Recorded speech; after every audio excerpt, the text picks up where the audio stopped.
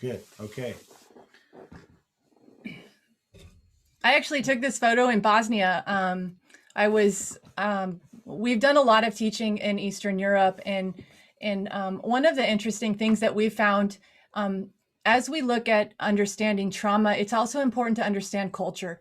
And so you think about Bosnia and living in a war-torn area. We actually work with a lot of parents who lived through war and all these bombshells dropping on them every day for years, right? And so it was really interesting to be working with families and parents who had been traumatized as children because of war, and then were parenting out of that trauma. And it's really interesting, especially when we're dealing in cultures in different places around the world, to understand culture and understand what's happening in the community and what has happened in the community over the years, because we understand that there is historical trauma, and that's really important even in the world of epigenetics and understanding how it changes the DNA in people. So And I think we would. I'd love to start just a little bit of background. Stacey and I, we spent most of our life in Arizona in the desert, the Southwest United States. We went to a Christian college where we met in college. We got married in 1998. That's the year we actually spent some time down in Perth. And then, we had two biologic children, and then we moved into the world of foster care. And from around 2005 all the way through uh, 2019, kind of off and on, we were fostering and fostered dozens and dozens of kids. We worked most of the time with medically fragile babies. And so we had a lot of babies that came to our home that were really sick and that had a lot of injuries. So that was our introduction to the world of trauma. It was like trial by fire. And so we realized when we were parenting these kids that the strategies we had developed to parent our biologic kids, those strategies just didn't work very well. And so our foster children, they see the world differently. They perceive, when things happen, they perceive them differently. And so there was a learning curve for us to start to dive in. And we then started researching and reading and trying to wrap our heads around what trauma really looks like. And so that's where we started. And now we have 7 kids. go I, ahead, show my kids. I have a hard time even sometimes saying that we have 7, but we do. 5 of them are adopted. We adopted 3 out of the Arizona foster system, and then the 2 of them on the bottom. Israel is in the wheelchair. He and Zori are from Bulgaria, and so we adopted them out of an orphanage. Israel's been home 5 years, and Zori has been home about 3 years, just over 3 years.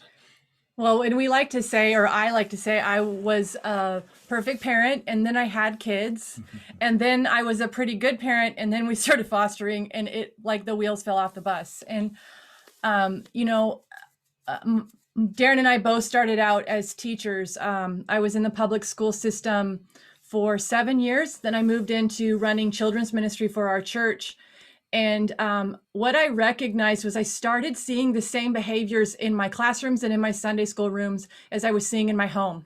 And I think that was a lot of what drove us to understanding the brains changed in these children. There's something that's altered or changed. And so we really dived into understanding the science behind it. I went back to school and I got my RN, and ended up working in the ICU and then moving into pediatric mental health. And so that's where I've landed now. And so I think we come with a lot of, we're just trying to understand, like, establish with you guys that we have a lot of understanding and knowledge, not just book knowledge and letters behind our names, but we have the knowledge and the understanding of living this every single day in our home and understanding this on a very, very deep level.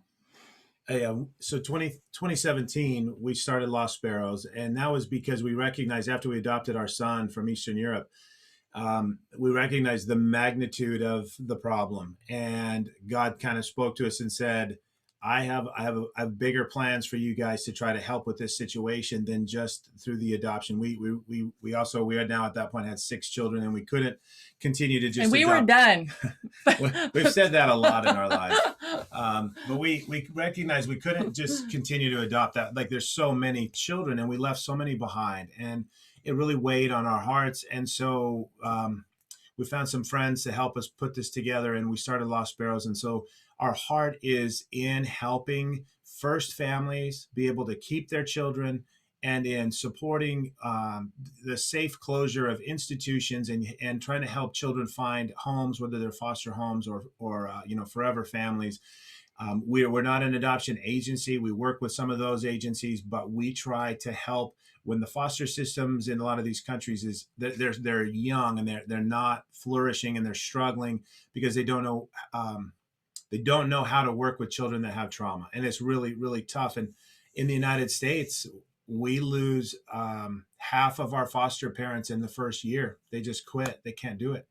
And so we support foster families, and we do a lot of trauma-informed education across the globe with that in mind, because if families have the right training, hopefully they'll be successful in working with kids from hard places. And then the last component of what we do is we work with policymakers. I'm pretty big at understanding, like, you got to work with government officials to try to drive policy and change, and that a lot of that comes from understanding what trauma does across the lifespan, understanding the true cost in a dollar amount across the lifespan when you place a child in an institution or you bounce them through 20 different foster homes and they age out at 18. Let's talk about the true cost of this to our society. And so that's the other component of what we do as well. I started out with big ideas, and I think that God must find me very humorous at times, because I have these big ideas and I'm like, I'm going to go do this. This is a good idea. So I was working pediatric mental health. I was the director of public health nursing for our county, which means I got to supervise all these nurses, but I also got to create programming. And I had been 7 years into fostering in our home, and I was tired of walking the floor with drug-exposed newborns. And I was tired of watching 3-year-olds sit there crying at my door because their mom didn't show up for a visit again. And I was tired of giving a bath to a 6-year-old who's flinching because she'd been molested by mommy's boyfriend, or those kind of things. And I was devastated by this. And I kept thinking, I'm going into the jail and I'm going to start teaching parenting classes. I'm going to tell them they need to choose their kids. And so I think that if you guys have any understanding of addiction and drug use, for me to walk into the jail in my high and mighty way and say, just quit and choose your children, well, how naive and stupid I really was. Okay. And I'm just going to put that out there, because my best life lessons are when I think I'm pretty smart and God lets me run into the wall of reality. And so I started this program called Parenting from the Inside Out. And I went in and I started teaching the science behind trauma and how parents could choose their kids. Stop using drugs and choose your children. And the very first class, I'm sitting knee to knee with a woman, and this is her. She is 8 months pregnant in her orange jumpsuit, and I am trying to use all my motivational interviewing skills I had learned in getting her to talk to me and getting her to open up. And so I was like running out of things to say, and I looked at her and I said, well, that's a nice tattoo, which I don't know what I was thinking. But she looks at me and she says, yep, that's my mom's name, and that's the day I killed my mother. And I legitimately was like silent, which is not normal for me, for a few minutes. And I said, wow, can you tell me more about that? And so she starts to relay this story to me of growing up. And she said, my mom was a nurse and my dad was a cop. And growing up, I always felt different. And I would ask them, am I adopted? Or did something happen to me? Or I just feel different. There's something different about me. I'm not like you. I'm not like you. And she said her parents always would be like, you are our daughter. You are our daughter. And she said, until I was 13. And at the age of 13, my biological mother rolled into town, and she found me at school, and she said, I'm your real mom, and those are your adopted parents. And she said, in that moment, my entire first 13 years became a lie. And here's my mom my bio mom, who and I had always known there was a hole inside of me, that was inviting me to join her in her lifestyle. And so this mom invited her to start hanging out with her and her friends. And then she invited her to start using drugs with her and her friends. And she looked at me and she goes, fast forward through 12 years of serious addiction and losing 4 children to the DCS system who were adopted out to 4 different families. And it pinnacled in the moment where I had scored a batch of meth and I took it to my mom at the apartment and I went out to go get us some food. And when I came back, my mother was dead on the floor because the meth was bad and she had overdosed. She goes, and that's the day I killed my mom. And I started realizing I needed to start listening, because what choice did a 13-year-old girl have in continuing her drug use? And who was I to sit there and ask her to stop using? Because this is the reality. If it was a simple choice when it comes to trauma and drug use, or trauma and all of the behaviors that we see, then a mother would choose their baby, because there's no other bond in the world that will supersede the motherhood bond. And so then what I found is I went back and I started working with hundreds and hundreds and hundreds of male and female inmates where stories that matched of sexual molestation and neglect and abuse and domestic violence and these things that had happened in their homes.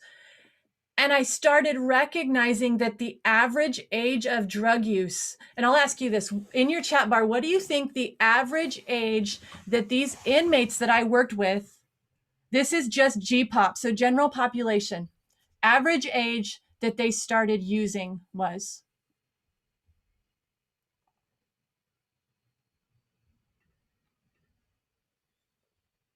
12, 13, 12, 11, 13.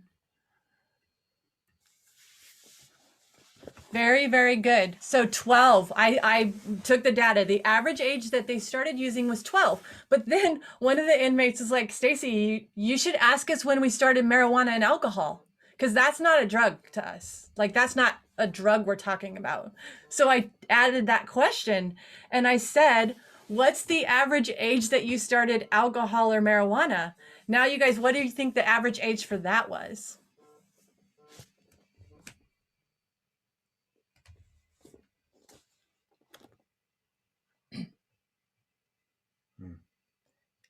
8.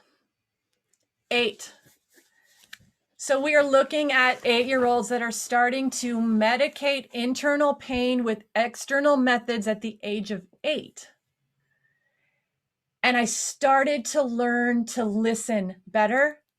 And I started to learn to ask questions to truly understand. Because what I was doing was walking in the jail to deal with symptoms. The symptom was foster care. The symptom was incarceration. The symptom was drug use or cutting or suicidal ideation or all the things that we want to see, but fail to recognize. We have to ask the questions of why the pain, because we don't use drugs and we don't cut and we don't do all of the behaviors that we see unless there's a relief to be found in it. So I started asking, what's the relief? What's the pain? And the answers blew my mind. This quote that you guys can see by Gabor Mate, he wrote a book called In the Realm of Hungry Ghosts. And if you haven't maybe heard of it, I'm not sure you guys have it there where you're at, but if you can get your hands on it, it's a really good read, In the Realm of Hungry Ghosts. And it's a question that we will come back to a lot, is what he says here. What is the relief found in the behavior? What is the relief that this person is looking for? And it's not just about substance abuse, but about other issues. But that's a really good question. What's the relief found? So we'll come back to that.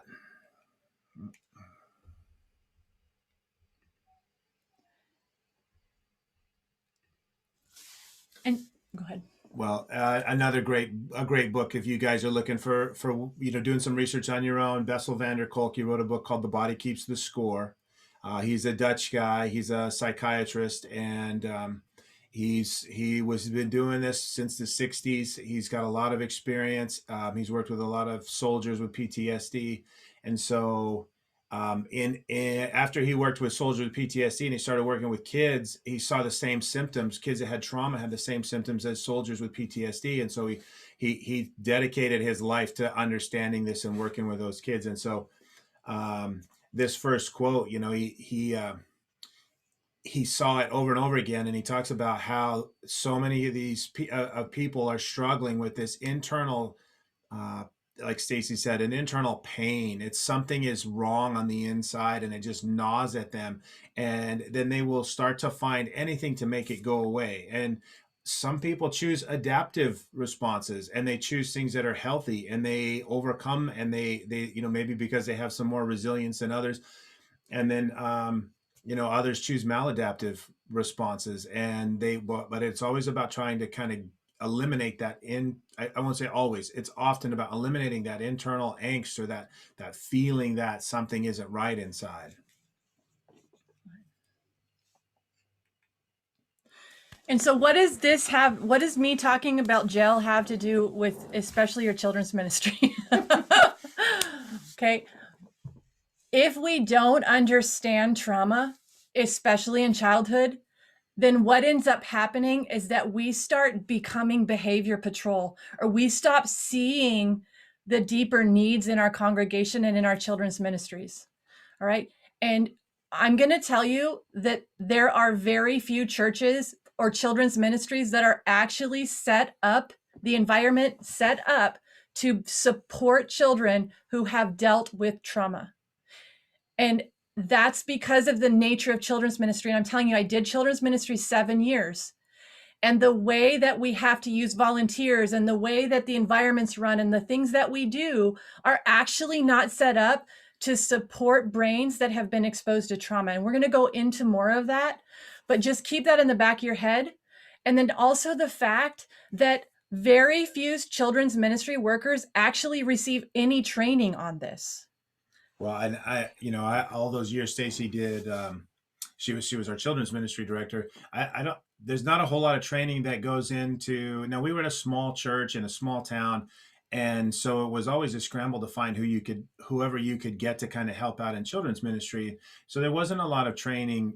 Period. We had a lot of teachers in our church, but teachers, after teaching all week, they're like, "I'm out on Sundays. I can't teach another day." So we couldn't rope them in.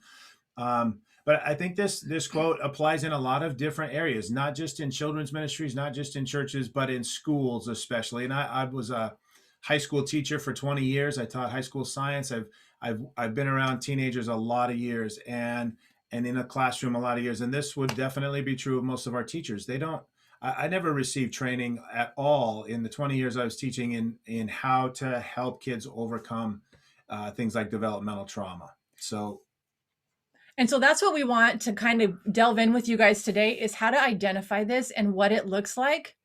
Because again, we went into foster parenting, and we went into this thinking we're going to parent like we did our biological kids, and it failed miserably. It failed miserably. And so let's start out and let's just get a working definition of trauma. And you guys can either use your, if you want to throw it in your chat bar, like just, we want a one sentence definition. What is trauma? I want to pull a chat so you can see.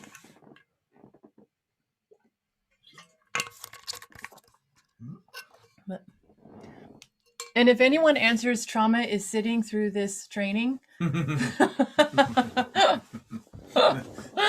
Yeah. Mary said fear. Good. Or Mari, I'm not sure. Yeah. Acute disruption. And I would just add that I like this saying that there's lots of right answers to this, right? There's a lot of, even in the world of trauma, psychiatrists and psychologists, they differ on the way they define it. So don't be afraid to throw your ideas out there. Mm-hmm. We may be teachers, but we will not grade you.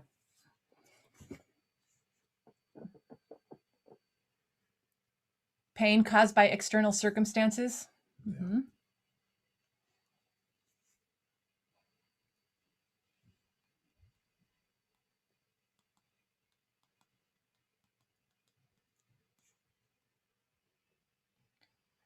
An incident or series of incidents leading to emotional damage, something that happens to you that causes pain or fear. Mm-hmm. Those are great. Yep. You guys are in the right place. So we don't need to teach you. Thanks for coming. Good job. And yeah, so an outcome of emotional pain, which is disturbed in an individual. Yeah, emotional pain is always involved there. Internal injuries, bad life experiences. Yeah, So those are great. let me ask you this. I'm going to jump off topic, and Darren loves when I do this. Okay. So do you guys think that some people are better at handling things than others? Because you might have something happen to you and it's not traumatic, but maybe it happens to your friend and they're like a hot mess. Why is that, do you guys think? And you know what? I think you guys can. We don't have to just do the chat bar. You guys can. If you have a Yeah. great thought, just unmute Unmute yourself and go yourself. ahead and feel free to share your thoughts. It's always nice to hear other voices on here. I would say yes. Like Darren, you said earlier that some people respond differently, like have more resilience than others. So I would assume that some people deal with traumatic experiences differently, and so it doesn't affect them as much as say it would others. Yep. And do you have a thought on why? What would be the difference between the two people? I would say, well, it would just go back to like what we were talking about earlier, like their upbringing or things like that, like environments that they've been raised in. Maybe they would deal with like traumatic experiences differently. Yeah. And so maybe they've got a good support network, or maybe they've got people they can talk to. But if they're alone and they've never had that, then when something then does happen that triggers, a bad response, then that might set them on a path. I'm just thinking, I'm not sure. That's a great response, Liam. That's excellent. You're right on.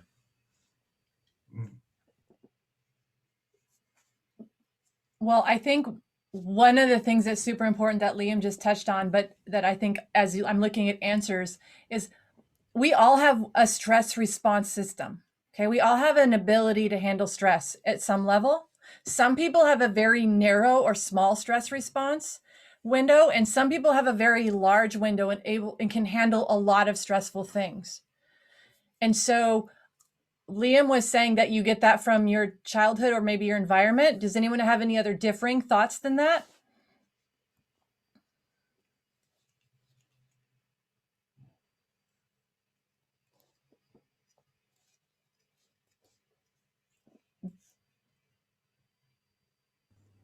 Yeah, I'll just add that I think that sometimes people have had physical trauma to their brain, so obviously that's going to affect their ability to process. Yeah. Mm-hmm.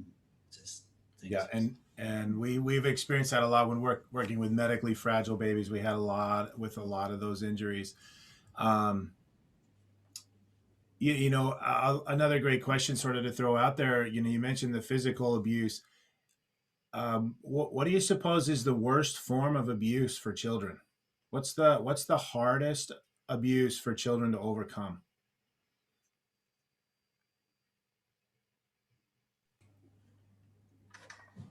Yeah, I think emotional. I think emotional. Yeah.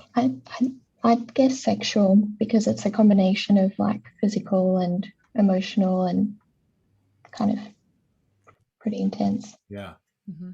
Yeah, and I think that's what I would have probably said. I mean, those are both great answers. This was a shock to me. I would not have known this because I think I would have said what you guys both said, because I've not experienced that trauma, but I could not imagine having to endure the aftershocks of having been sexually abused. But they believe that the hardest trauma to overcome is neglect. Because if somebody has feelings towards you, even if it's emotional anger, or they sexually molest you, or they physically injure you, then actually you are a person. There is some type of response towards you. And neglect causes the most severe damage and actually brain damage. Yeah. And we're going to show you a slide on that in a minute. And I think we really got a taste of that when we brought home our son from the orphanage in Bulgaria. He was 4.5 years old, and he had never been outside. He had been basically locked in a crib in a room in a huge orphanage with hundreds of kids, and they had a rotating caregiver staff. You know, he got fed twice a day, a liquid diet, and he had no attachment to anyone. There was no one there for him. In fact, the orphanages are all silent. The babies don't cry because no one comes when they cry. So they learn not to cry. And so that neglect, and our son has spina bifida, so he doesn't walk. He has no sensation, above the waist down. And his physical disability is what led him to be in the orphanage. But the damage to him, and the hardest thing he will ever have to overcome, is what that orphanage did to him. Not the physical limitations that he has, but the damage from that neglect is going to always be his biggest challenge to overcome. Tell him the definition first. So let's give the definition we like to use for trauma. I don't need it on here.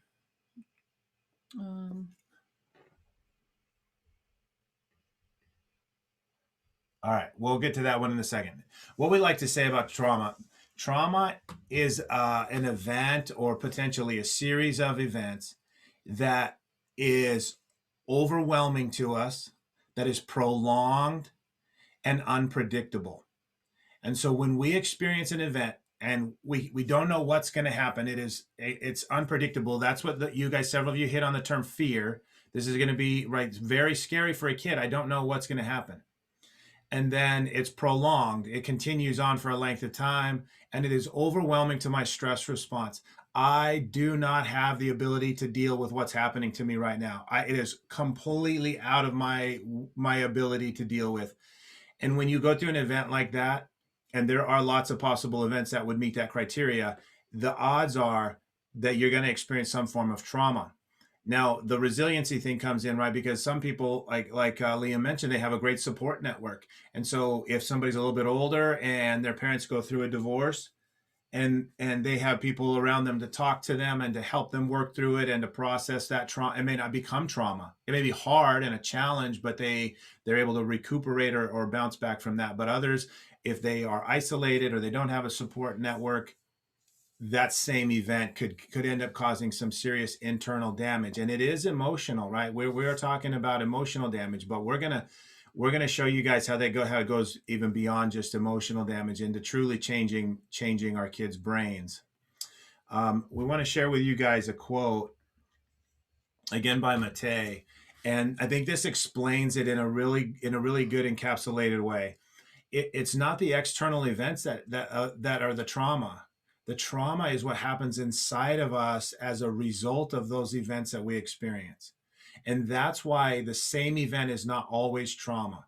And so, I mean, the divorce rate for us in the United States is north of 50%. And we believe that for kids, divorce is trauma. It is prolonged, it is unpredictable, and it is probably overwhelming for them. And depending on their age, that you see different responses. But it's so common. Divorce is so common. We don't look at it as a traumatic event. I mean, it's not usually talked about that way. And I think because people don't want to believe that it is. We want to believe kids are resilient. Kids can bounce back. Kids can handle things. And so, how many of you have you guys heard of the ACEs study? Okay. So the ACEs study was actually done in the 90s, and it is one of the most groundbreaking, profound studies that I believe has ever been done in not only like mental health, but also for physical health. And what they did was they linked adverse childhood experiences, ACEs, to issues across the lifespan. So they realized they went about doing, the CDC and a really large corporation went about doing this ACEs study, thinking that they were going to link adverse childhood experiences to mental health problems later in life. Because we could all say, like, yeah, if you had a bad childhood, you might have mental health problems later. But what they realized is actually it linked it to cardiovascular disease, and it linked it to pulmonary disease, and it linked it to early death, and it linked it to all of these physical problems like autoimmune disorders later on in life. And what the ACEs study did was it took 10 adverse childhood events and put it into a questionnaire. And they gave this questionnaire to 17,000 people who were in the middle to upper class sector. And what they found was that the more adverse childhood experiences someone had, or the more number of ACEs out of 10, the more problems they saw in physical and mental health across the lifespan. You want The ACEs study is incredibly profound, and the science has been checked over and over again. They have repeated the study, and the study results hold true. And so you guys can, there are really great websites out there where you can do a little bit of research into the ACEs study. ACEs Too High is one. I think there's one, ACEs Connection is another one, maybe. The CDC, which is our Center for Disease Control, they've got a lot on their website. And so basically, we don't really want to dive too much into the ACEs thing today. We teach a lot on what the ACEs study tells us and helps us to see in ourselves and see in behaviors. But it is an emotionally challenging thing to go through. So we wanted to talk about it today because it has a lot of application in what we're dealing with, because the statistics have been proven to be true. And so we can use the data from this study and know that it is going to probably apply very accurately across all of our populations. In fact, they redid the study in inner city Philadelphia, and the statistics jumped way up. They doubled, the stats doubled. And so we know that in low income or poverty communities, where there's a lot of inner city violence and you have a lot of broken families, and then the numbers even get worse. And so one of the things that we realize is that basically it's 10 questions. And like Darren said, we didn't want to give you the ACEs quiz because that is a whole other training that it's pretty emotional. But I took this ACEs quiz and I started working with inmates and doing a whole series on this with them. And you guys, out of 10 questions, and the questions are things like, before the age of 18, were you ever sexually molested? Before the age of 18, did your parents get a divorce? Before the age of 18, did you live with someone with mental illness? Before the age of 18, did you ever feel like you didn't have enough to eat or had to wear dirty clothes? And it's basically these 10 questions about physical, mental abuse, neglect, and household dysfunction. The average score with the inmates I worked with was 7, which when you get to a 4 or higher, we start seeing health issues. And so what I want you guys to realize is we think that ACEs are just maybe in the jail or just in the inner city. But what this study shows is that ACEs, or people have had adverse childhood experiences that have altered or changed who they are on a cellular level. Because that's why we're seeing the mental health and the neurological and the dental and the cardiovascular and the gastrointestinal and all of the things that you see as consequences of ACEs on this slide is what we're seeing in the healthcare system. And as a nurse in the hospital, I never asked patients about what happened to you in your childhood. Why are you 40 and you have diabetes and you also have colon cancer and you also have all these things? That wasn't a question. But what they've linked the ACEs study to is these long-term health problems because of cellular it's the inflammation. Stress causes inflammation. And so go ahead. Well, I wanted to say, I was a science teacher. I taught biology. I have a pre-med degree, and I teach anatomy and physiology. And so this stuff really spoke to me because I'm a science guy. And so if somebody makes a claim, I say, show me the data, show me the evidence that says it's true. And this study, when I started reading about it, it blew me away. I could not wrap my head around how profound it was. And when you get to 7 ACEs, life expectancy is around 20 years less than a person with no ACEs. It is that profound.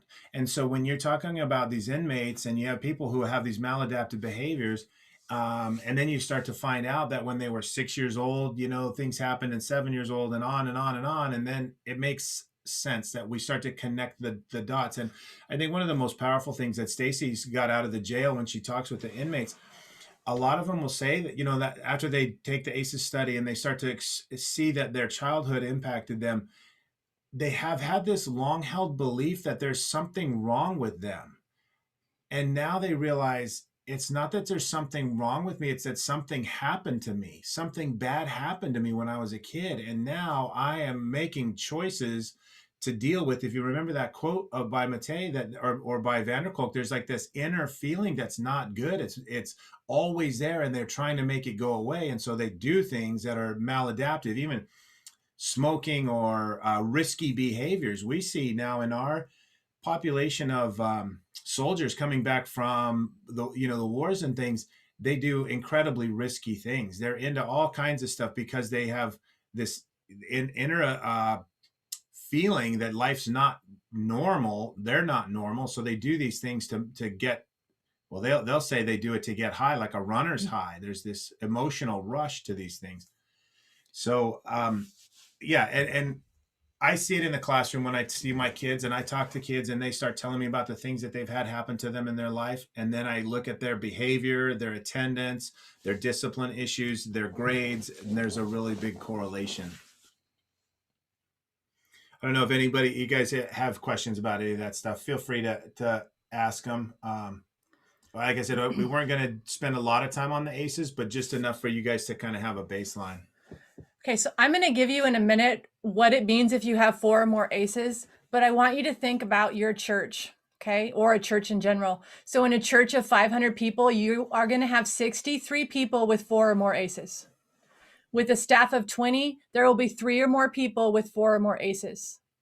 If you have 30 elders, there will be 4 elders with 4 or more ACEs. So what does this mean? Let's talk statistics on 4 or more. Go ahead. Okay, an ACE score of 4 means you're twice as likely to be a smoker, 7 times more likely to be an alcoholic, 4 times more likely to have chronic bronchitis or emphysema, 12 times more likely to attempt suicide. People with ACEs of 4 or more are more likely to be violent, have more marriages, more broken bones, more drug prescriptions, more depression, and more autoimmune diseases. Okay, those are maladaptive behaviors. But then we have adaptive behaviors because a lot of people with 4 or more ACEs are workaholics, or they dissociate and they're not present with their family, or we see it in ways that become adaptive instead of maladaptive, because maladaptive is easy for us to pick out in a church, right? Or easiest to pick out in society. But there are maladaptive things that look good too. Okay. And we're wanting you to see this because we have to understand that we are working with a population of people that we have to recognize the trauma, because we don't want to just move to what the symptom or the sin is. I want to tie that to something, Spencer, that you said about the attraction of people to the church when you start to help them deal with issues like their own trauma. And what we have seen is when we have traveled overseas and we have taught on trauma and helped people to recognize and kind of develop some self-awareness, and you start to meet that emotional need, they are very open and very receptive to being invited to a place like church, or to having a conversation that goes beyond that into looking at being able to share the gospel with people. And because when you have that conversation with somebody and they realize you really see who I am, and you see that I have gone through it's just kind of an emotional empathetic connection that we see with people. And so then it opens the doors. And so what I think one of the reasons we really want to do this trauma-informed church thing is because people with trauma go to church and it usually is a bad experience. They don't, like, they maybe don't understand, maybe they don't have a background in church at all. So they go and they're looking for something and they don't get it. They maybe, they're covered with tattoos, so people look at them different, or they like behaviorally, they act different. They get really stressed out in large groups of people. And so they're likely not to come back. And I think so this concept is, if we learn to recognize trauma and learn to recognize that it's because people have endured and they're victims, it helps us maybe to be able to draw them into that, into the family, so to speak.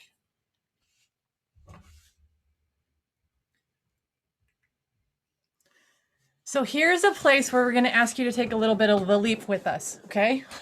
Because being trauma informed is actually changing the lens of how you view behaviors. Okay? It's changing the lens of how you view sin. Okay? And so when we look at the breakdown of significant psychiatric disorders and maladaptive behaviors, we understand that it comes from a disruption of developmental processes. Something went wrong in the developmental processes for someone to have a significant psychiatric disorder or display maladaptive behavior. Okay, at the very core of this, at the core of psychiatric disorders, and at the core of maladaptive behavior is the inability to calm oneself, or it is affect dysregulation is what we call it. Okay. And so when we think about schizophrenia or depression or generalized anxiety disorder or bipolar or any of those disorders that we're talking about, at the very core of that is an inability for someone to keep themselves calm and within their window that we talked about. Okay. So if we break it down to that then we start moving and realizing that many of these behaviors and many of these psychiatric disorders, these are not consciously thought through. They're not consciously thought through. So me stepping in a jail and not addressing the core issue with this woman and just saying, stop using drugs and choose your kid, was the dumbest thing I could have ever said to her, because she was using to medicate something that needed to be dealt with. I needed to deal with her original traumas to help her process through. And absolutely, there are consequences to sin. We absolutely know this. But God is love, right? And God is about relationship. And so when we look at something being wrong with someone, we need to think about where it's rooted in and what's the relief that's being found in this behavior. What relief are they seeking? Want to add to that? As we've had this conversation ongoing now for the last few weeks and kind of preparing for today and just lots of really great conversations, kind of reaching out to other people and getting some feedback. It's been some really interesting conversations, and I think challenging in our perceptions and challenging in some of our beliefs to us and to other people as we talk. And just last night I was visiting with a really good friend who's been an elder, and he's talking about how God's grace, when he being saved, should cure the symptoms that people have. And because it's such a profound thing, there, the old is dead and gone and the new is there, and so you should have all things new and you should not have. And I said, but there's lots of people who are believers who struggle with addiction and struggle with really maladaptive behaviors. And like, just because you get saved, your problems don't just disappear. You don't all of a sudden have the ability to have self-discipline and be well regulated. I wish that was true.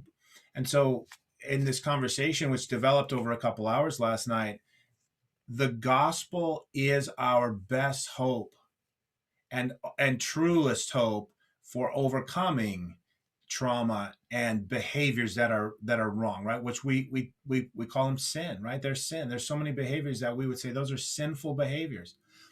And the challenge to him that I presented was, potentially there's a reason for people to make these choices, and we need to change the way we interpret their choices. That we're talking about people in sin, and how do we relate to those people and how do we help them overcome them? And Stacey's experiences in the jail bear that out, that they are not just choosing to do these things. There are reasons for people that most human behavior, I think I've come to believe, is pretty predictable. And the ACEs study kind of says that if you have had these things happen to you, you're going to probably make some of these choices. So it's a bit of a frame shift, and I think that's kind of one of the things that this trauma informed church is going to maybe ask people to do, is kind of change the way we view some of the behaviors we see in people. So this is where you guys get to talk. I want you to think of what behaviors show up in your church that you would guess has a root in trauma. And let's just unmicrophone and, we'll just share our thoughts.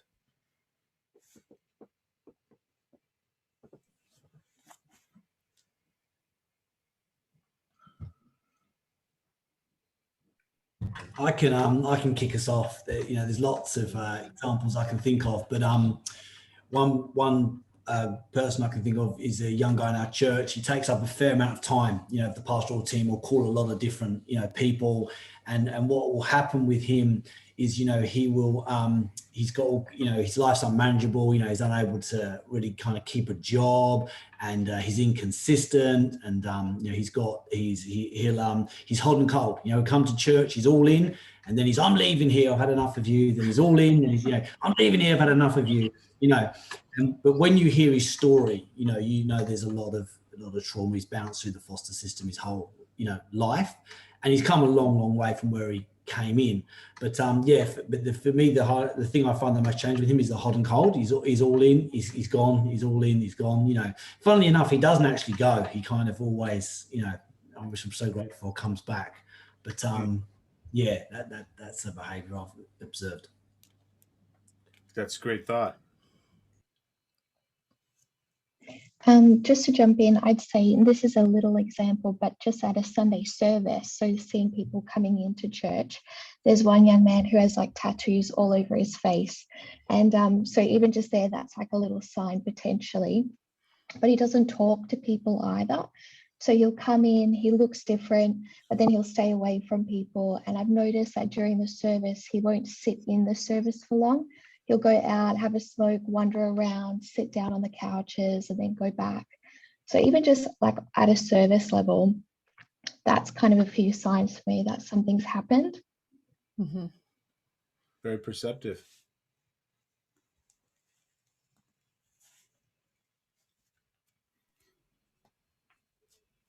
I guess I'll just jump in. I think a huge lack of confidence as well. And quite, like as Nadia said, quite fidgety and not able to really hold retention for a long time. But just in speaking with so many different women who've been through trauma, it's just really robbed their confidence and how to be able to go forward, feeling obviously a huge lack of value, acceptance, and so it's just ongoing for them until they get to a place of healing. I absolutely agree with that. The lack of value is huge. Earlier we talked about resiliency, right? And I'm just going to give you a little tidbit here. Resiliency is downloaded through the attachment process and happens in utero to the age of 2 years of age. So our inner voice and our ability to weather trauma, or our ability to manage stress, or our ability to feel worthy and loved and like the world can be trusted, is downloaded by the mother or main caregiver in utero to 2 years of age. And at that point, everything else is filtered through that basement part of the brain. And so I'm listening to what you guys are describing, some of the people that you're talking about. And I see that, like the guy that, Spencer, you're saying that he's hot or cold. That's because probably he's hit something that overrode his stress response. And guess what? I'm not worthy. I'm not lovable. And you guys can't be trusted anyway. And then I'm doing pretty well and I feel regulated. And guess what? Today, Spencer, I am loved by God and I'm here and God loves me and I'm worthy. But then something stressful happens and I have that inner monologue then telling me I'm not worthy, right? And that's what you see that drives you insane, right? I get that. We have that every day in my house with my kids, okay? But you hit the nail on the head with that, and recognizing that all the brain's been altered. And we're going to talk about where you have to drill down to help with that. But resiliency, children are not born with it. It's downloaded through the attachment process, which is that baby cries, parent sees the need and meets it. And so do you think about the very definition of trauma? Trauma is something that's unpredictable and overwhelming. Have you guys ever seen a newborn overwhelmed cry? They get into the hysterical crying scream and they're overwhelmed. It's the mother that comes and calms and co-regulates that baby. And we see that over and over again, right? But that is what the attachment process does. It teaches a baby to be a person who can recognize the predictability of the world and that they are worthy and lovable. And when that's messed up, then we have a brain that interprets things in a very messed up way. And that's why neglect is the worst damage that can be done.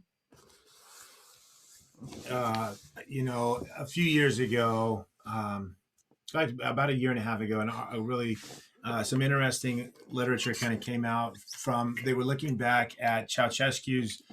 He was in Romania, and he wanted everybody to have kids, and so he outlawed abortion, he outlawed birth control, and they started having children, like a lot of children, and people there were really poor, they couldn't raise them. And he said, well, don't worry about it, the government can take care of your kids just as well as you can. And so across the country they built like 60 orphanages. And then it was, I think, 1989 or something around there, where they threw him out, and then they went in, they found all these children in these orphanages, and so they started doing a lot of study and research into what effect that had on the children. And so when you read back through some of that, they interviewed some survivors, guys who came out of those orphanages and were adopted to the United States, and he said, it didn't go well in the family. I didn't know how to accept love. I didn't know how to be loved. What is love? I don't know what that is. And I certainly didn't accept it because I wasn't lovable. And so there's this, it changes your ability to have relationships for other people. And I think the most striking thing that I saw that came out of it was, they said, imagine all these kids who did not know that another person could provide comfort. They had no understanding that another person could comfort them in their emotional despair, because no one had ever done that for them. And I thought, what a horrible place to be, and how hard that would be to overcome. And so now that's the extreme, I think, where there's not a whole lot worse than that. And hopefully most of what we deal with isn't going to be that extreme. But I would venture to say that in the church, you have people who are workaholics. Why are they a workaholic? Why do they work 80 hours a week? There may be an answer rooted in trauma and what happened in their life there, or why are they extroverted and try to make everybody laugh all the time? Like there's behaviors that we see that are so kind of normalized, and they don't always come from trauma, but they could be. And so I think when we kind of go through this, you start to get a different lens, like Stacey said, and we see people's behavior through that lens.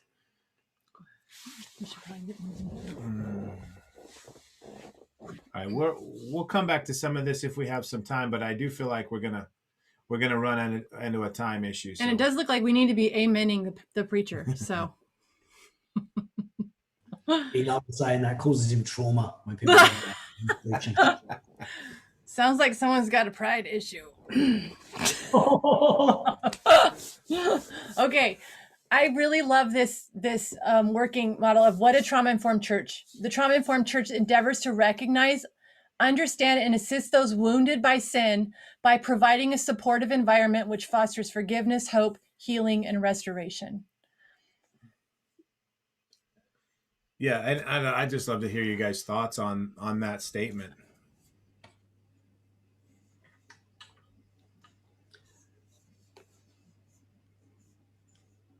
I don't want to keep speaking. I want to let other people speak, but I will just say this. I think for our church, I think that we are pretty good at welcoming, extending grace to people who've been through, trauma or battling serious, behavioural challenges, or struggling with sin.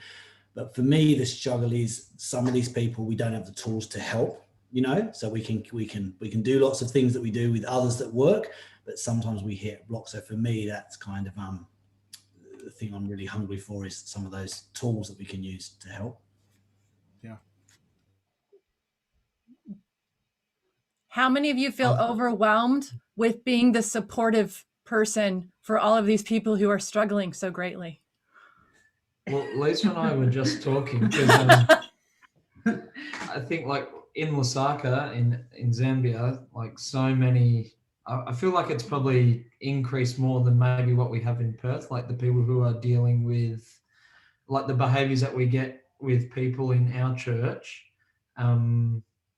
Like so many different things have happened to them on, like whether it's like, because so many people we have are raised by like not their mother or father. So it's an auntie or an uncle or a grandparent or a brother and sister. And so they've dealt with that neglect, which you've talked about, or it's like financial struggles, which then causes issues with their parents. And there's just so many things. So like we see it over and over again, people who are, dealing with this stuff. And we are trying to create a place where it's forgiveness, hope, healing, restoration. Like what Pastor was saying, like learning, I think we need to improve in learning some of the practical things that we could do. Because one thing to know that this person is dealing with it, but then how can we help them? So definitely. Like and we get like lots of people say like they feel welcomed, they feel a part of a family in church, they feel the support and love of the church family and their connect groups and things like that. But I think it's like learning further, what we can do to help with that kind of thing as well. One of the things that was one of the most powerful things that we've seen happening.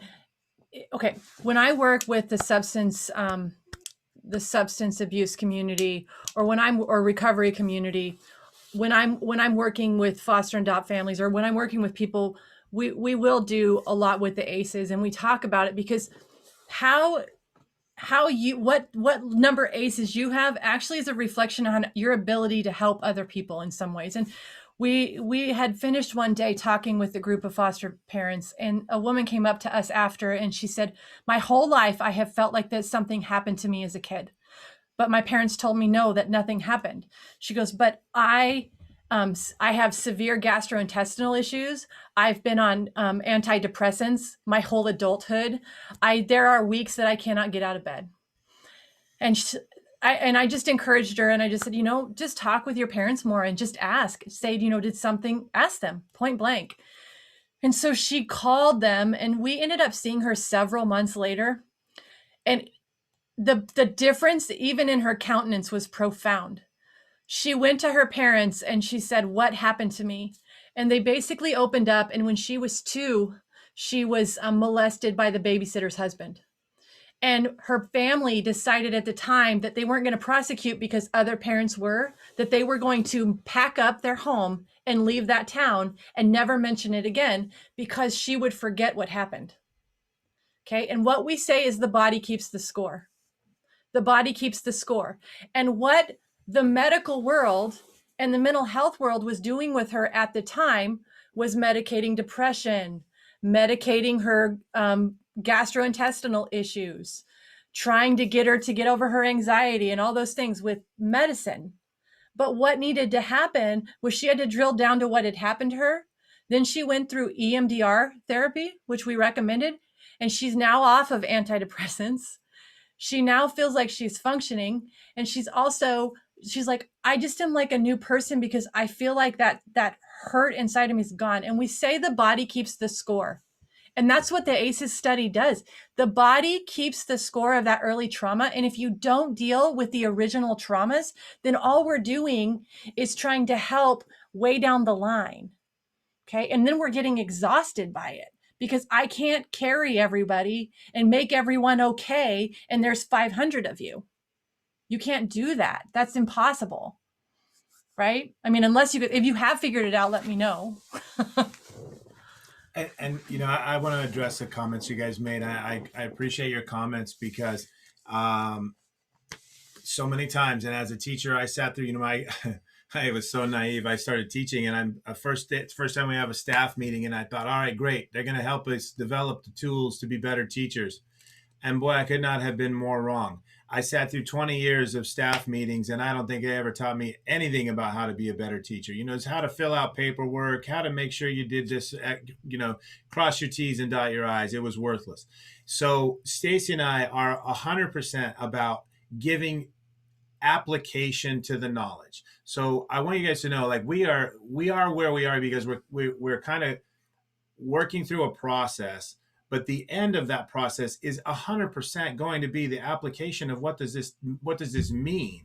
And so we were not going to leave you guys hanging with a bunch of theory like, oh, that was great, but what do I do with that, right? That's what everybody always wants to say. I understand that, I see that, but now what? So we're not going to leave you guys without that. But we thought we were. No, Well, I'm just kidding. If you guys want us to come to Perth and share with you guys how that It would might take like work, a week. A week. Yeah, I loved Perth. I loved it. It's such a beautiful Kings Park up on the hill. I mean, it's amazing.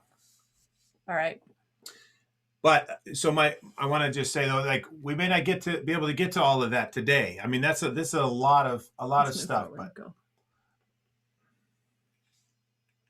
oh boy, Hold on. Sorry. Can I just ask a question? Yes. We were, just looking at that statement. It says people that are wounded by sin, and I guess for me, one of the challenges that I always have when I'm trying to deal with people, and even when I'm trying to prepare a message to preach, is that I recognize that that there's there's absolute truth in what you're saying, that what we do and the decisions we make are informed by our experience, also informed by cultural and also biological factors. But I wonder where the line is when it comes to our behaviors, when it comes to sin, in terms of our responsibility. Like, where do we get to, okay, this is now what I'm responsible for as a result of our life, but then there comes a point where there's a responsibility. And for me, I feel like some of the breakthrough comes from accepting the responsibility, I guess, for some of the things that we do and some of the things that we say, particularly when it comes to sin. And so I guess that's a tension, and I wonder if that tension always stays there, or if there's a way that you kind of can explain where do we now transition from you being wounded by sin to now sin is a conscious decision that you're making, that you are responsible for. Does that sort of make sense? I don't even know if that was a question. I really appreciate your question, because it is true. You're saying, and that was like my conversation with my really good friend last night was the same. Like, is it there's that dialectic, right? It's either this or that. But then there's the both and. It is both this and, right? Like, and I like the dialectic, right? Western philosophy is all about, well, either this or that. You can't have both at the same time. But right. I will just say that, like, my grandfather was a preacher. I grew up in the church. My dad is a Sunday school pastor his whole life. I'm very churched, and what I can say I see as a issue with the church is we hang too much on the personal responsibility side. And this is what I mean. And this is not a diatribe. This is not a condemnation, but this is what my perception is. Too often people come to church and people that don't understand will say, well, you chose to do that drug, so you get to suffer the consequences. You chose to, get a DUI, so you lost your job. You get, like, it's a very cold-hearted, like, well, you made the choice, so you do the crime, you do the time, right? I used to tell my students that in my classroom, right, on a minor way. And so I don't find that helpful, right? And it could be 100% true. It could be, yes, you have the responsibility to someday stand before God and answer for your behavior. But I am not God, and I am not the Holy Spirit. This is where I'm landing on at now. Like, and because of some struggles we have had in our own family with our kids, I have been pushed down this road very quickly, and it's not been comfortable, I will tell you. I can't function as the Holy Spirit for my kids. Yeah. And you as a pastor can't function as the Holy Spirit for another person in your church. You have to help them to develop the relationship with the Holy Spirit, because the Holy Spirit is who is going to help them overcome the behavior, right? Like, so we like to say it's not about the behavior, right? Like, Yes. I again challenged. I will just say I struggle with this, but one of my really close friends is same thing. He's been a pastor a long time, and he will just say, you know, you can pour yourself out and say, I don't know what to do, and he'll say, it's hard because he'll say, well, you should seek the Lord on that, you know, and that's his advice. Like I'm looking for what do I do, and he says you should seek the Lord on that, and he's come to a place where he realizes he can't be that. And so he just redirects me into what does the Lord say? And so I'm not sure that I could answer your question, you know, as any better than that, but to say that it is a both and. They are responsible, but we don't have to help them bear the responsibility, right? So when if a person comes through the doors, right. I can help them, but that issue, you know, I have sinned against God and God alone, right? That idea that when the person's sin is between them and God, and yeah, it breaks relationships, it breaks us, and it hurts us, and other people get hurt. But I am not the convictor. I am equally the sinner. And so I will say to a person, you should seek the Lord on that, and I will walk with you and I will help you. But it's people like, speaking from my own experience, I don't really need anybody else to point out my sin. I feel pretty awful about it pretty much most of the time anyway. And so I think we can all relate to that. And so I think there is some room in there, you know, like you said, to mention the grace word, right? We have to show grace, but we are also not providing an excuse to people to say sin is acceptable.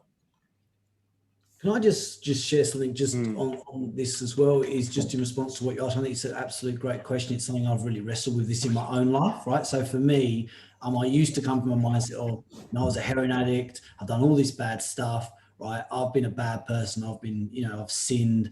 I now need to stop and change, and I've got to, you know, implement this new lifestyle. And, you know, and I know God's going to help me, sure, but I've got to now take the action and do all that. That was all fine.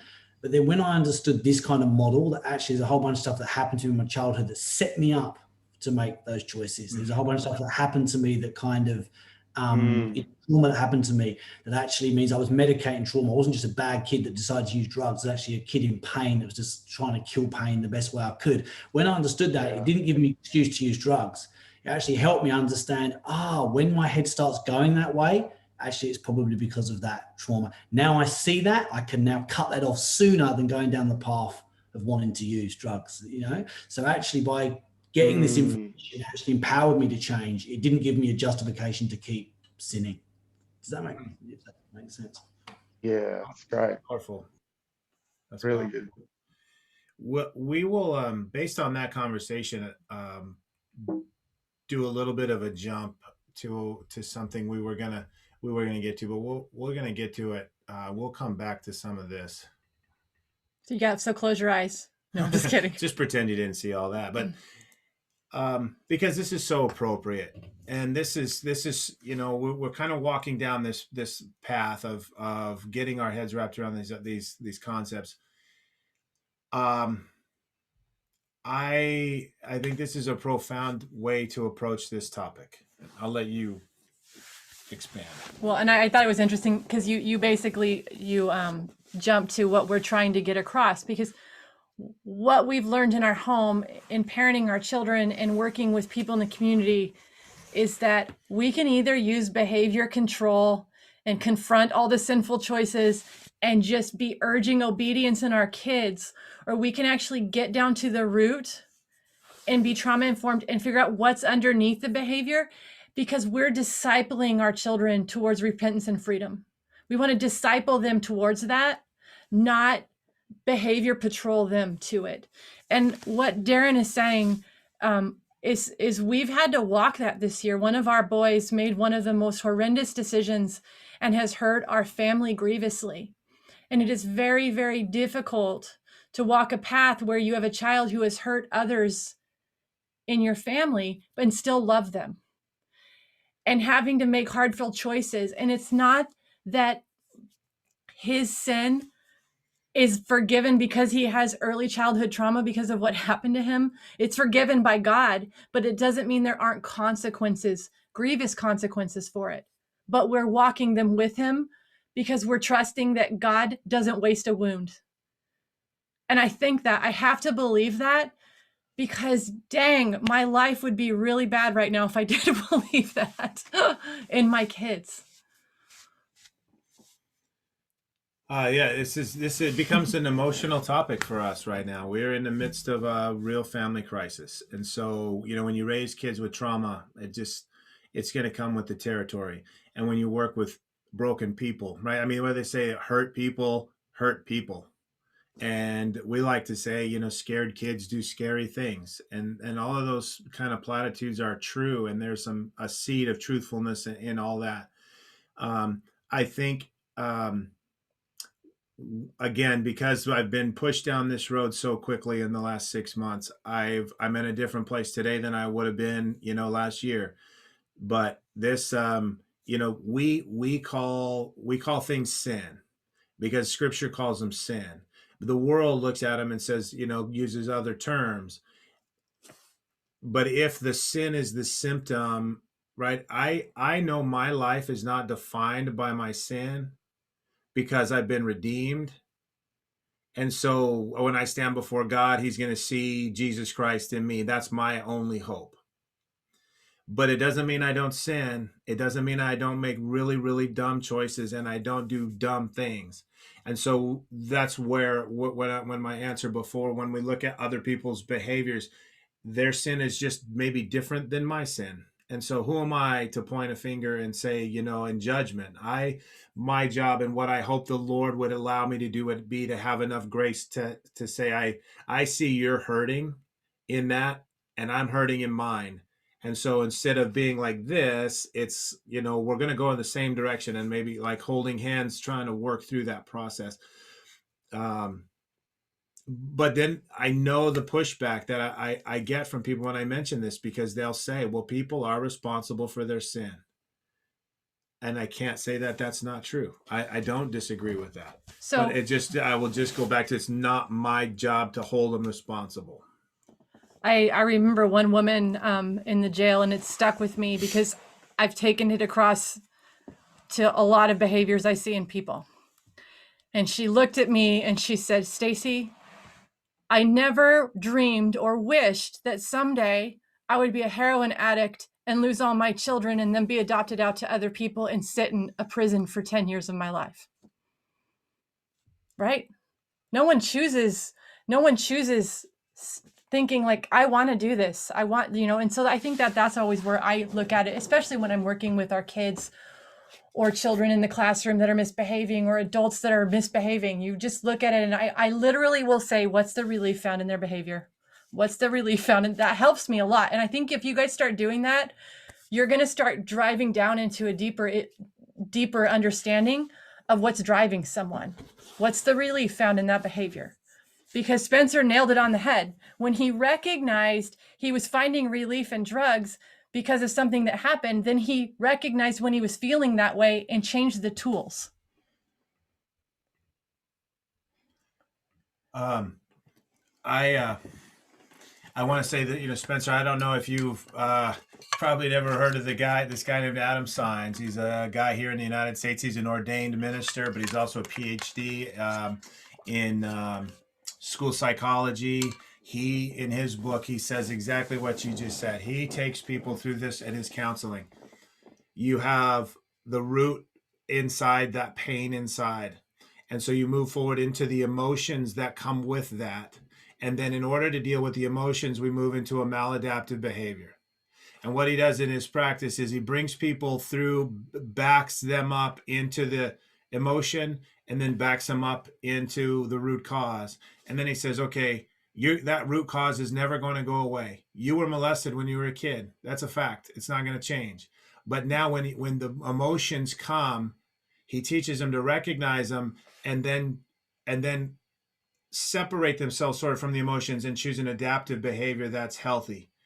And like, I thought, I'm not saying that's easy, but simple in its ability to be understood, that instead of the same emotions are going to come, but if I recognize them, it's self-awareness. I recognize, oh, that feeling is a feeling that's going to lead me down I got to make a choice, and then he helps them to learn how to make those positive choices. So I think that's a really, really, good thought. That's a good question. Okay, so can you please highlight some of the relief found in some of these behaviors? We only have like 2 hours tonight. Like, this is going to be a challenge. But great question. I will say that I think I could answer it this way. You will be shocked, I think, to understand some of the relief people get from circumstances. Okay, let me give you an example. Somebody who has social anxiety, and they go into a large group of people, and they're very nervous. They don't like it. It makes them anxious. They get stressed out. So what do? What's their defense mechanism? Do they get quiet and hide in a corner? Some of them do. But others, what do? They become the life of the party. They start cracking jokes, and everybody goes, man, that person is like, they become something that they're not, in order to calm the stress that they have in that anxious moment. So it's easier for a person to say, I'm going to go on offense instead of playing defense. I'm going to try to make everybody laugh, and they're going to love me because I'm going to make them all laugh. But no one's going to know that deep down inside, I'm not laughing and I'm not happy. And I'm scared to death of being in this situation right now. And so when you look at a behavior, it's really hard to decipher that what you're saying in that question. And here's why. Trauma, there's not a linear relationship between trauma and behavior. You can't connect those dots in a straight line. Usually it's a very convoluted path to get from that trauma to the behavior.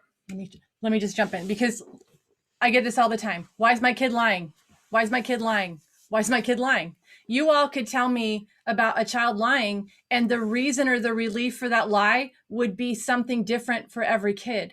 Typically, lying is fear driven, but I have to actually go back, and we call it the ABCs and the XYZs of behavior. Okay, so XYZ is all the behaviors you see. Okay, a child lying, somebody, a kid breaking and raging and throwing a fit in the classroom, a child that's dissociating, right? Here we see all the XYZ, but our job as parents or as teachers is to go back and say, what's the ABC? And the ABC is what's their history, what might be driving this behavior. Okay, and so I've done this with teachers a lot, and I just did this like 2 weeks ago.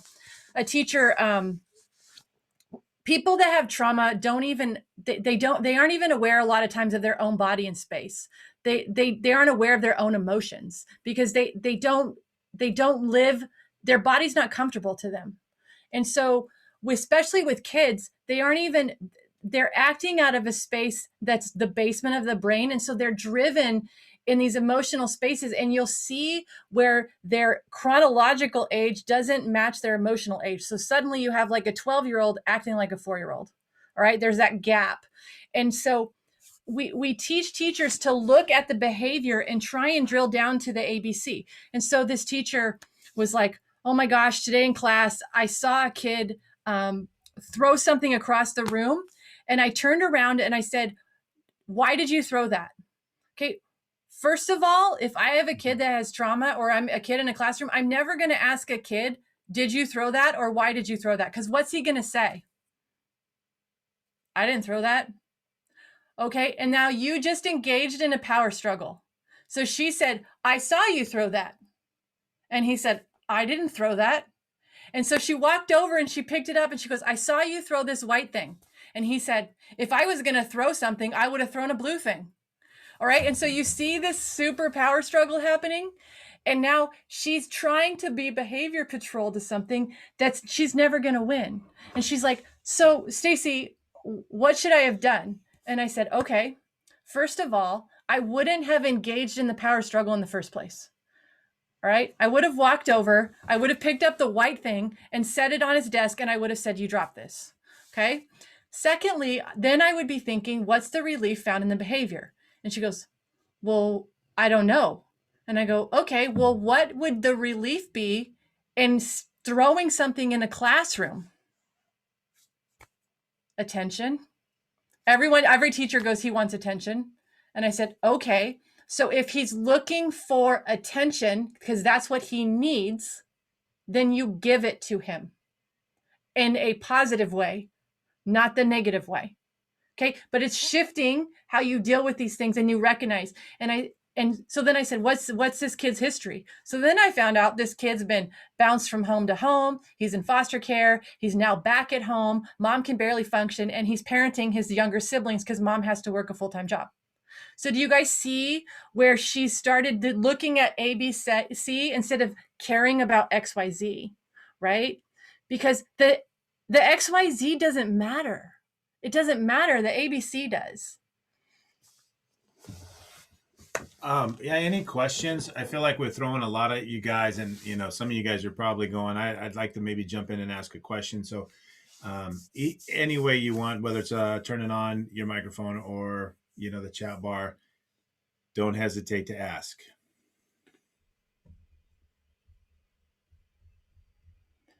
Let's move to the brain. Yeah. Because...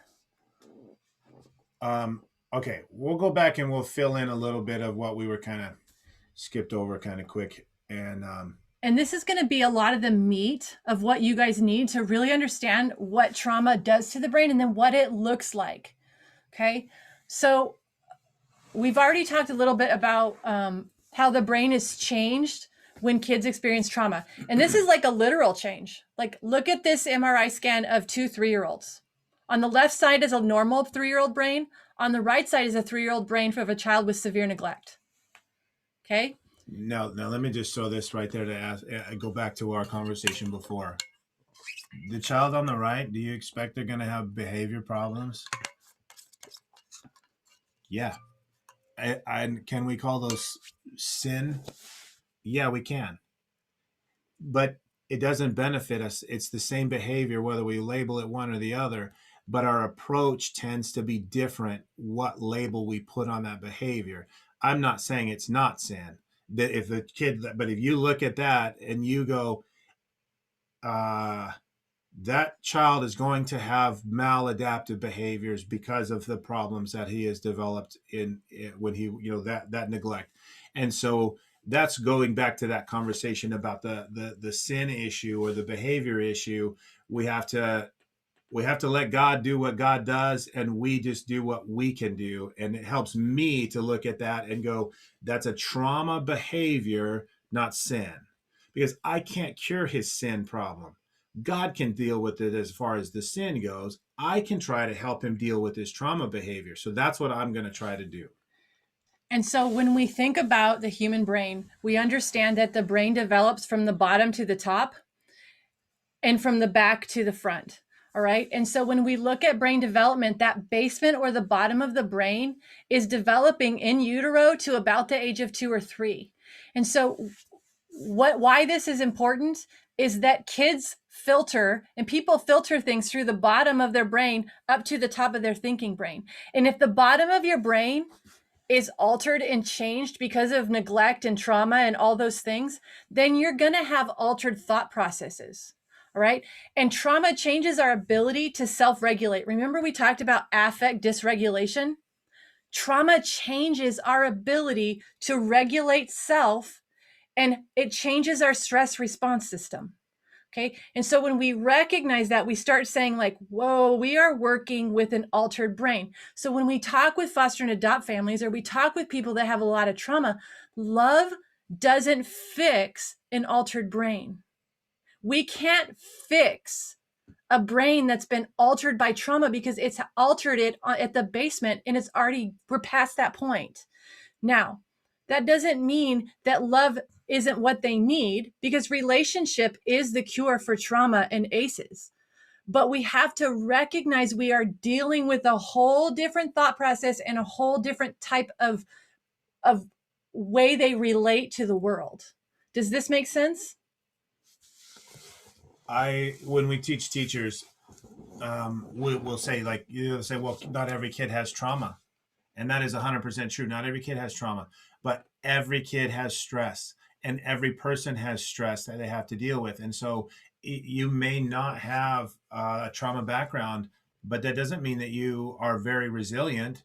It doesn't mean that you know how to handle stress like a Navy SEAL. It doesn't mean that you don't have anxiety. So a lot of what we teach revolves around stress and the stress response. And so just tie this in your mind, sort of this idea that trauma changes the way the brain works, and the brain now is going to be on high alert, and alarms are always going to be going off because the brain's going to perceive danger in stressful situations. And the brain's number one job is to keep us alive. And so it always wants to look for danger. And so if it grew up in an environment where danger was everywhere, it's going to continue to see danger everywhere, even when it doesn't exist. And not just see danger, but crave danger. Because if I grew up with chaos, or I grew up with things that were out of control, then that feels normal to me. And so we have kids in our school systems, or we have kids in our home that actually crave chaos because it feels normal. It feels normal. Well, that's another way to put it, would be that if the home life is chaotic, children develop survival mechanisms to survive in that environment and to thrive there.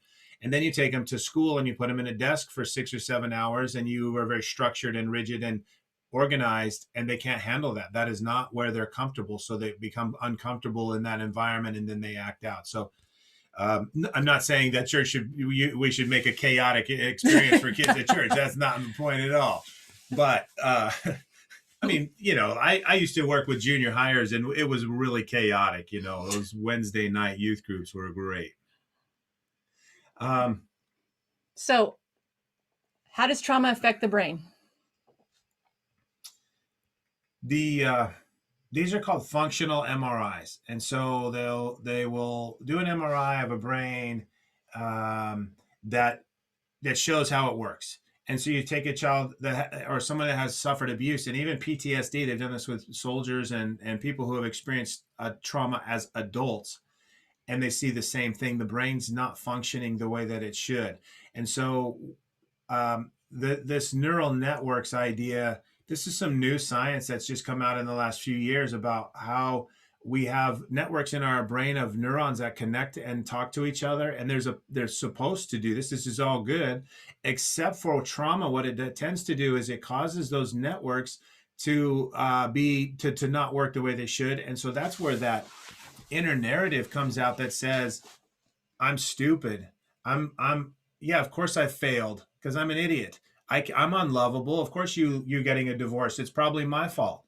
And that's like been hardwired into those neural networks in their brain. And it's a really challenging thing to work with kids who have that.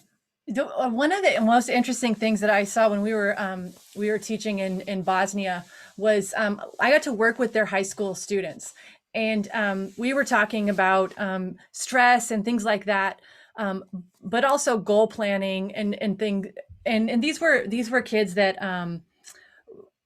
are on a very high performance level all the time, but they had been raised by parents who had lived through wartime, like I mentioned earlier. And what I think is interesting about this is if you live through a wartime experience, or you live through something culturally traumatic, then what happens is your brain struggles to access the upper levels of the brain because you live in survival brain so long. And so these kids were being raised by parents who struggled with goal setting. These kids were raised by parents who lived in a very base survival mentality because their brains had grown up in a survival mentality. And so they couldn't project and see past today because it's all about today. So the kids struggled to actually think about in 1 year because their parents couldn't do it. Their parents lived today, and tomorrow we might go into war, and they watched the news all the time. And it was just super interesting because I recognized how their brains, the neural networks had been restructured in these parents' brains, and they struggled with having and projecting future plans or goal setting. So if you guys have worked with kids, like this is stuff that speaks to me in a classroom setting. Um, when you have kids that have trauma, the things in the brain. So the brain is again about survival, and so if a brain is in survival mode, it is not in learning mode. The thinking brain, this cerebral cortex, prefrontal cortex, is the part of the brain that is going to give us personality. It's going to think and process and plan and have executive functioning and all these things. And what stress does is it turns it off. And so if a kid is in a constant state of stress, that they're not going to learn very well because their brain is not receptive. They are in survival mode, not learning mode. And so we see this in our kids, in our home kids. We adopted when they were 1 year old. We got them when they were 3 months old. And all of these are problems still. They're 12, 13 years old. And this is not gone. This is not, I mean, they've grown up in a family with siblings and love and everything we could offer to them. But the damage was done. It is there. And so we work on developing tools to overcome those issues and to recognize them and why they're there. And that, again, it's something happened to you. It's not because there's something wrong with you. And that last one would be for your pastoral staff. Sustained attention. I'm just kidding. Okay, that's a lot of science, and we got a little bit more on the science, but any questions or thoughts on that?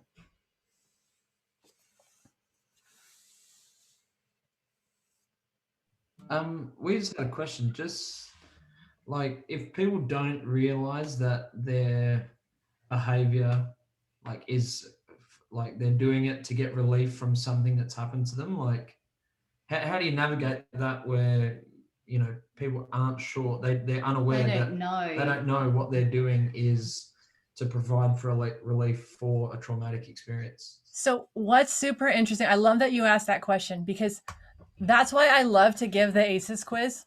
I'm telling you, I love, like, if you guys want to set up some time where we do ACEs with you and we show you, it is very profound. I was working with a group of men who are in recovery, and we went through the ACEs quiz, and this one guy, they called him the professor. Okay. And he has like 3 college degrees. He's super smart dude. And we're going through and I'm reading it through with them. And we get to the end and he raises his hand and he's like, Stacey, I either have 2 or I have 8 ACEs. And I'm like, okay, explain this to me, what you mean. And he goes, okay, so like, here's one of the questions.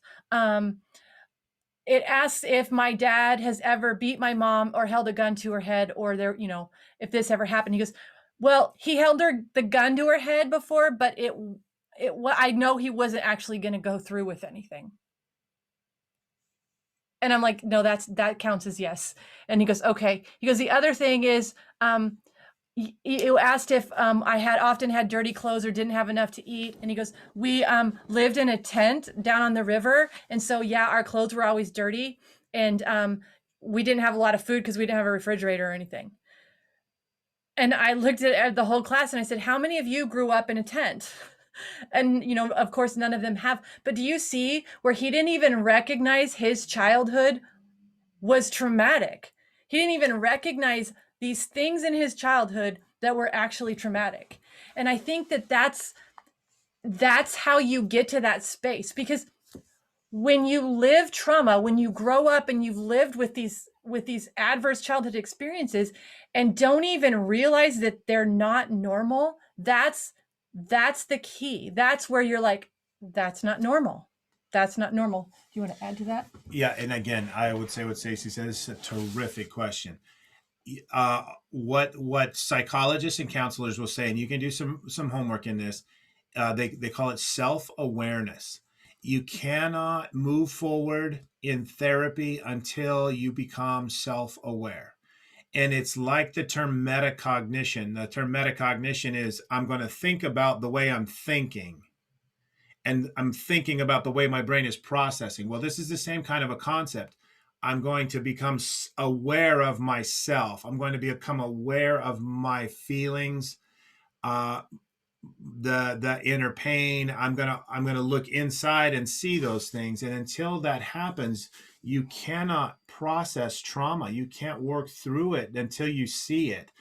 And so in so many of those ways, I go back to, what Spencer mentioned, like you have this maladaptive behavior, you work back into the emotions, and then you work back from those emotions to the trauma that causes those emotions. And that's where you've got to go back to. You got to go back to the trauma. And this is a thing we just, again, through family circumstances, learned in the last couple of years. You have to go back into the trauma in order to heal. You have to go back to that point. But if a person doesn't recognize that that's an issue, they're always going to be, we like to use the term whack-a-mole. And I don't know if you guys have this game in Australia, but the game at the arcade where the mole pops up and you keep hitting it and, like that's what we end up doing with behaviors. Something pops up and we deal with it. And then another one pops up and we're always just chasing the mole that pops up. Well, that's not the cure. The cure is to go and find what's causing those behaviors to pop up. I don't know if I can point you in a specific direction. There's lots of good counselors, and those books will talk about that I mentioned before, The Body Keeps the Score, The Realm of Hungry Ghosts, like that idea of helping people to become self-aware. And that's what we use the ACEs quiz for, and that conversation is for that. It's that introspection to see, because some people are just, they don't even realize. Right. There's self-regulation.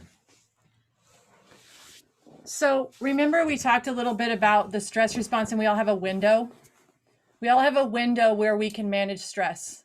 All right. And so if you think about this window, some of us have a really wide window and we can handle lots of stress. Some of us have a very narrow window and the littlest thing, and we move out of our stress window.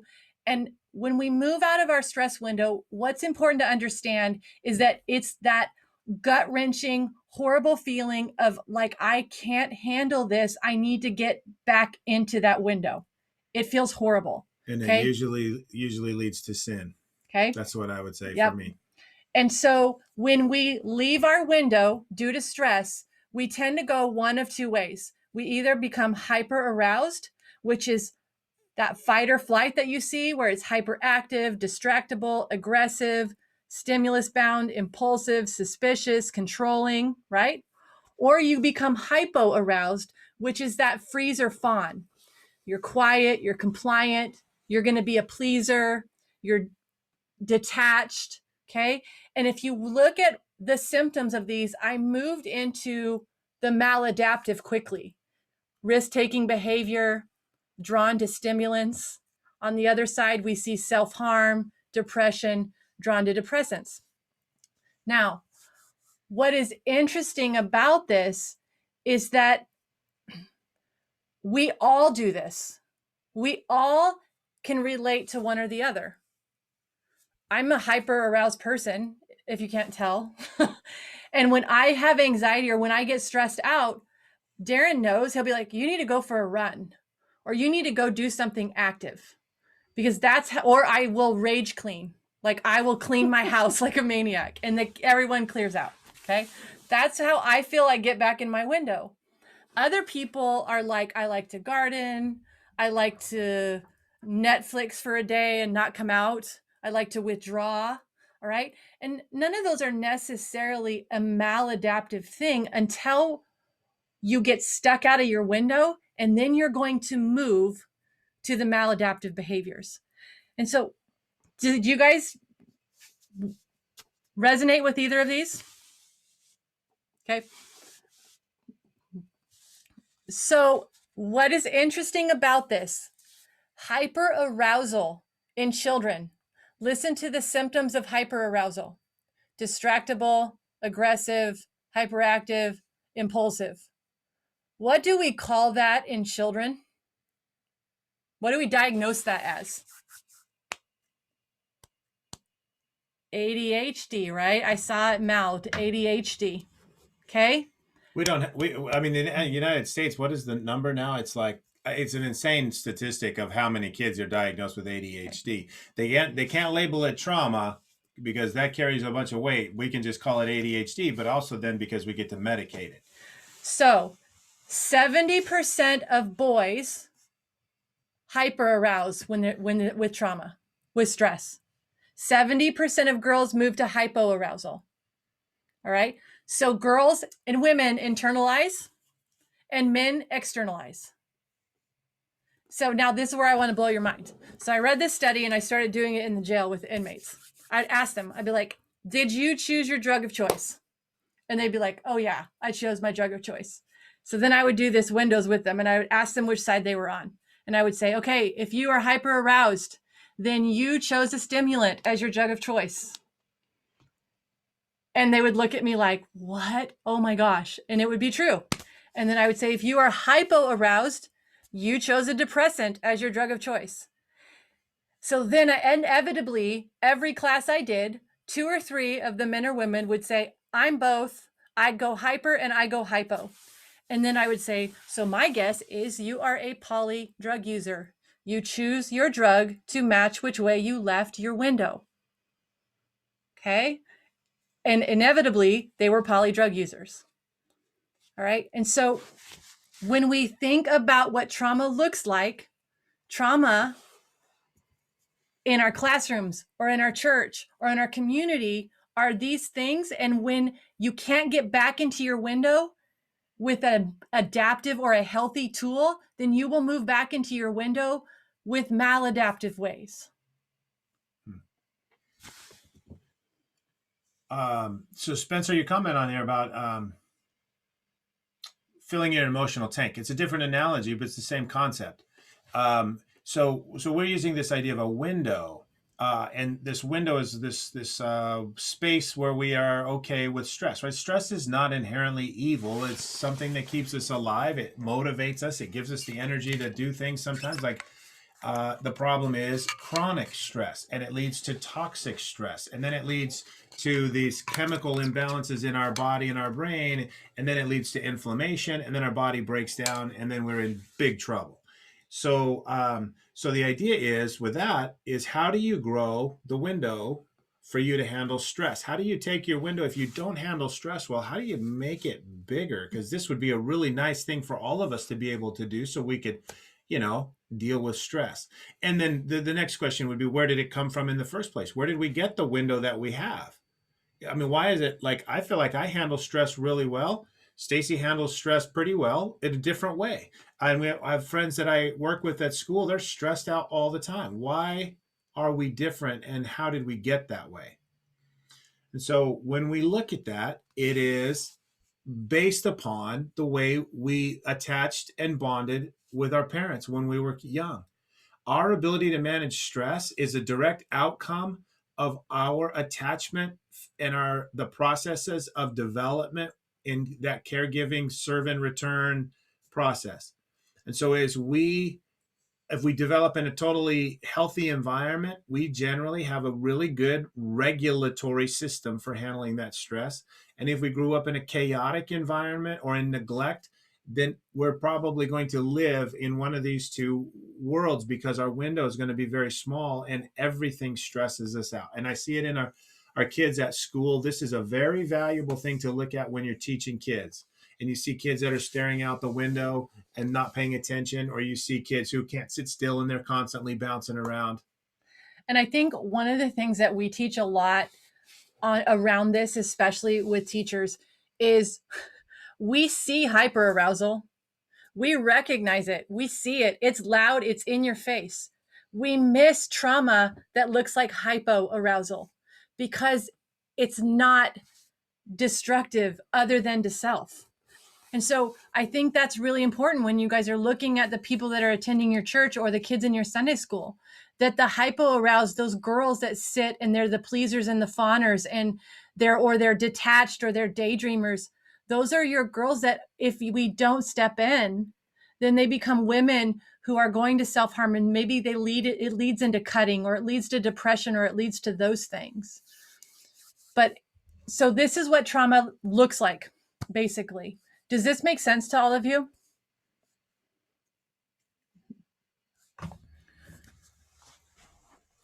So how do we widen the window? What do you guys, how do we widen a window from someone? Yeah, or how do we help someone else? Yeah, how do we help somebody else widen their window?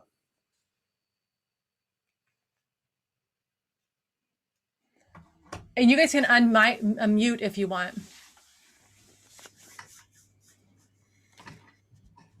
So I think you kind of covered it when you talked about taking an action that brings you back within your window. You can't talk to someone, communicate well with someone when they're hyper aroused or they're in that kind of state. But if you can get them to go do a run, like one of our staff, she talks about her teenage son. She'd be trying to talk to him. She'd say, "Hey, look, go for a 5K run, come back, we'll talk," and that kind of thing. And our senior pastor talks about this. He talks about, hey, maybe if it's walking along the beach, maybe it's being on your own. It's working out. What works for this person to bring them back within their window. Yeah.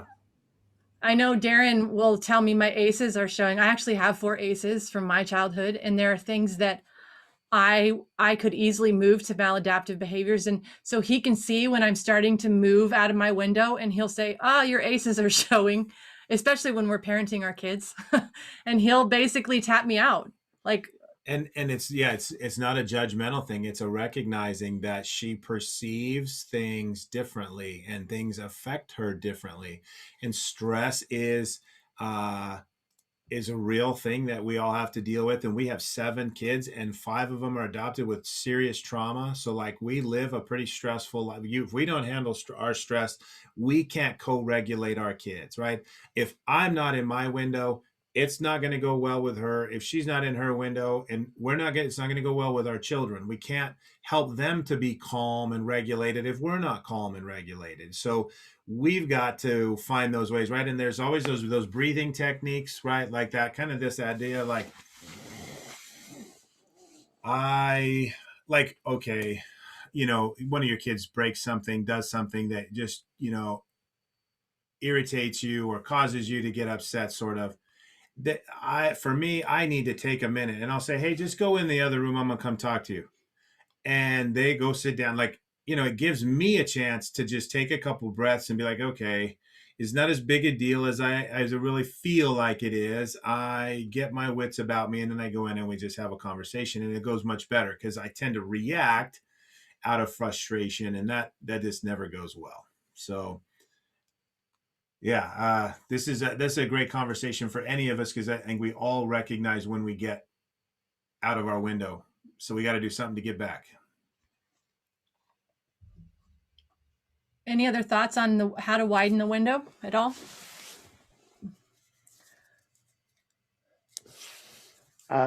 Maybe being able to recognize the stresses and trying to understand what's stressing you. So what is the stressor? What is the event that is causing me stress? Being able to think about that, understand it.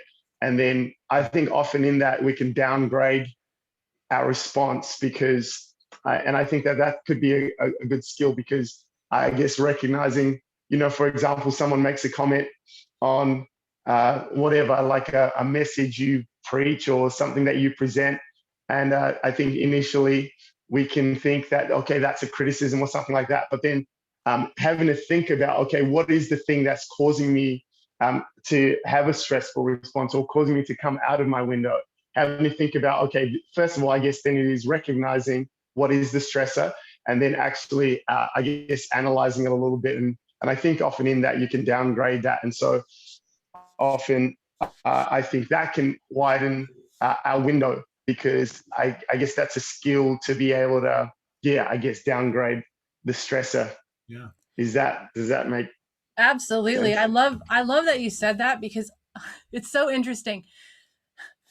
Especially what you're talking about. If you feel like someone's criticized you, or you feel like you've gotten kind of attacked in some way, if you guys can step back a minute and actually look and think this isn't about me. This is actually not about me. Yeah. What is this really about? Because most of the time people, and especially with kids or people that are struggling with early trauma, they lash out, and it's actually not about you. It's not about Yeah. you. Wow. It's something so much deeper than that. And if you can actually drill down to what is this actually about? It's not about me. And I see that it's hard for me, because my kids, of course, know how to push my buttons. They know the things to say right? That are honestly going to trigger me. And that's where I literally have to step back and just say, you know what? This is not about me. This isn't about me and my parenting. This isn't about me and any of these things. What is this really about? And that's a really very self-aware space to be, because that's not easy to do. You know what you made me think of with your comment, going to church is stressful for us because we have 7 kids that range in age from 19 down to 5. And it takes us about 2 hours to get ready to get out the door, right? I mean, we literally live like 3-minute drive from the church. So that's not a problem. But churches, there's like, I hate being late, and being late stresses me out. It drives me crazy. Yeah. So like trying to get all the kids ready, they didn't brush their teeth, they haven't combed their hair, they're wearing yesterday's clothes. Just get in the car. We're going to go learn about the love of Jesus. Right. So Sunday mornings, I'm like, we have to look at each other and be like, yeah, we need to go to church. We really need to, but it takes a lot of energy. And so I get people saying, and then it's stressful because you get there and you're late and people are, so you just don't feel, then you're not receptive to anything that's coming out of, coming in your ears. Cause I'm sweating, I had to pick up one of my kids by his belt and carry him into the church. Like it's, and then you check him in late and you get the look from the children's workers, like, yeah, you're late again, so, right. Like, so what's how do I alleviate that stress? It's so simple. All it is just start getting ready earlier, right? 3 hours. Don't just do 3 hours earlier. Get up at 5 a.m. instead of 6 a.m., right? Like, I mean, it really is a planning problem, right? I mean, it shouldn't be so stressful, but I let it. I don't get, so I think sometimes when we work with people that like are having stress, you just work back into what led to that stressful moment. Let's work backwards.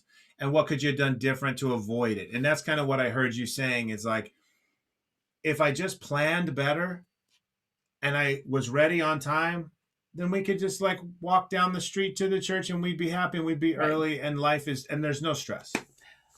And that is so much what we talk about. When we talk about an altered brain, there's 2 ways to change or support an altered brain, and that's environment and relationship. So those are the 2 things that we talk about and we teach on all the time. And when you don't have relationship, you have to leverage environment first. So environment to support a brain that it has trauma, it looks like Groundhog Day. It needs to be the same person every week if possible, in the same structure. Okay. And transitions and things changing are really hard for kids with a brain that's had trauma, because when you transition or you change, you've made things unpredictable. Okay. And so we talk a lot about how we use environment, then to move to relationship, because relationship is ultimately where we want to go. And both of them are so powerful. When Stacey's worked with substance abusing individuals, and they talk a lot about how the structure of jail and being incarcerated has helped them because everything is regulated and everything is the same all the time. Schedule is the same. They're up at the same time. They go to sleep at the same time. The meals are the same. And that helps basically keep them in that window so they don't have as big of a need to medicate themselves with a substance. And so I think that window concept is a really good one for us to say, like, okay, in our church, when we work with our kids, how do we keep them in that window? How do we manage the environment to keep their brains calm and then not see the behaviors when they leave their window? Right? Like that's a simple kind of question to ask. And so we definitely work on developing what that looks like. And then when it comes to the relationship, same thing. You have to recognize that another person is going to help you. And kids don't recognize that sometimes. And so then we have a lot of strategies for when you're working with another person to help meet them on meet their emotional needs and quickly bring them back into that window. And when you do that, man, the behaviors all of a sudden go away. So to go back to the original thing, a couple of you guys mentioned, like, we want, some specific application stuff for this. Like, what are we really going to do? And so I knew when we were talking about this, there was no way we could do this in one meeting with you guys. Like there's just not this is a lot to wrap our heads around. And so we don't want you guys to feel like, yep, they just talked theory and didn't give us application. But what we're proposing is that we come back and visit with you guys again and lay out what specific things we can do in a church environment to specifically meet the needs of people that have trauma, and especially when we're working with those kids. So I think that's where we're kind of coming from. So